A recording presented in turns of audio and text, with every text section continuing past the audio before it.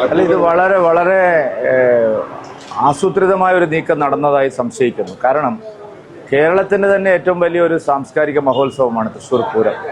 അത് നടക്കുന്നത് കൃത്യമായിട്ടുള്ള ആചാര പദ്ധതികളുടെയാണ്. തൃശ്ശൂർ പൂരത്തിന് കേവലം ഒരു സർക്കസ് നടത്തുന്നത് പോലുള്ള ഒരു കാര്യമല്ല, അല്ലെങ്കിൽ ഒരു സമ്മേളനം നടത്തുന്നത് പോലുള്ള ഒരു കാര്യമല്ല. അവിടെ ലക്ഷക്കണക്കിന് ജനങ്ങൾ കൂടുന്നുണ്ടെങ്കിലും അതിൻ്റെ ചിട്ടകളെല്ലാം വളരെ ആചാരപരമായിട്ടുള്ളതാണ്. അവിടെ വെടിക്കെട്ടിൻ്റെ സമയം, അതുപോലെ തന്നെ എഴുന്നള്ളിപ്പിൻ്റെ സമയം, കുടമാറ്റത്തിൻ്റെ സമയം, ഇതിനെല്ലാം ഓരോ വ്യവസ്ഥാപിതമായിട്ടുള്ള വർഷങ്ങളായിട്ടുള്ള ഒരു ആചാര രീതികളുണ്ട്. ഇവിടെ സർക്കാരും പോലീസും ചേർന്ന് വളരെ ബോധപൂർവം അത് അട്ടിമറിക്കാനാണ് ശ്രമിച്ചത്. വിശ്വാസികളോടുള്ള ഒരു വലിയ കടന്നുകയറ്റമാണ്.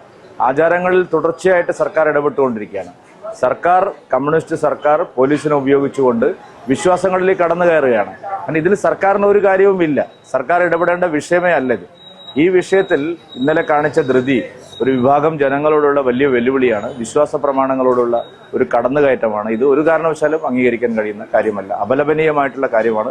ബോധപൂർവം ഇതിനകത്ത് ശ്രമങ്ങൾ നടന്നോ എന്നുള്ള കാര്യം അന്വേഷണത്തിന് വിധേയമാക്കേണ്ടതാണ്. Sera Golden Diamond, CPA junction, Edavanna. ആഘോഷം ഏതു തന്നെയായാലും ആഭരണം Hiba Golden Diamonds. Hiba Golden Diamonds, opposite Federal Bank, Edavanna. എടവണ്ണയിൽ ആദ്യമായി CPA ജ്വല്ലറിയുടെ mega children's collection. CPA Golden Silver, Masjid Bazar, Edavanna.